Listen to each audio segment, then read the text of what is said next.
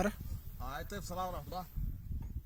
السادة الأخوان، القوات المسلحة، السادة المواطنين في جميع السودان. أنا نفسي أتكلم معاكم من داخل شنو؟ من آخر الحدود السودانية، فشق الكبرى، الفشخ الكبرى. لا ما في داعي نحن نقول نحن نحدد الموضوع لأن نزع ساكن ناجي، لكن دي قسيم دي أسيم. نحن ناس جاهزين. كل الأراضي هسه نحن في اتجاه شنو؟ القدام، يعني كل الاراضي الخلفنا دي كانت اراضي بتزرع شنو؟ وسط الاحباش، بيزرعوا الحبش وشنو المحصول بتاعهم بودوه هناك، دي كلها اراضي حقتنا، نعم ماشيين قريبه 5 أو 6 ساعات، دي كلها اراضي كانت حقتنا واراضي تابعه علينا، جوا السودان كان بيزرعوا الحبش وبيشيلوها بودوها بلدهم هناك. بيشيلوها بودوها بلدهم. هسه نحن الاراضي دي كلها تحت سيطرتنا.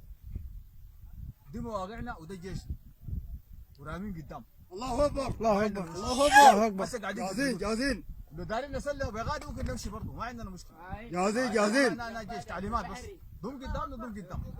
اراضي حقتنا والله مامنينها كلها الحمد لله، الناس ترقب قفا. نحن رفعنا لما صورنا هناك قلنا لسياده البرهان قلنا نوم قفا، كلامنا مقتنعين، نحن ناس فدائيين مظلات. برا بحر جوا جاهزين. جاهزين نوم قفا بيان بالعمل. معك والله. جاهزين جاهزين. جاي اي حاجه معك، والله جيتنا بالطيب وحياه الله نديك اي حاجه، لكن دار عامل فيها دار تحارير ودار شيء اقسم بالله. خاطبك بالقدوم العافين. شبه ما بندق له، والله ما بندق له، والتراب ده عليه ده حقه. والله بنحميه. بنحميه وقادرين عليه. قادرين عليه، هسه اراضي دي جاسين. يعني اقرب شفتها مسافه بتاعت اقرب من ما بقول لكم ما بحدد. بمشي هناك ما طوال بحدد له لك ابشر فوق. الكرعين هنا بتمشي. وفداينا هدى جاهزين.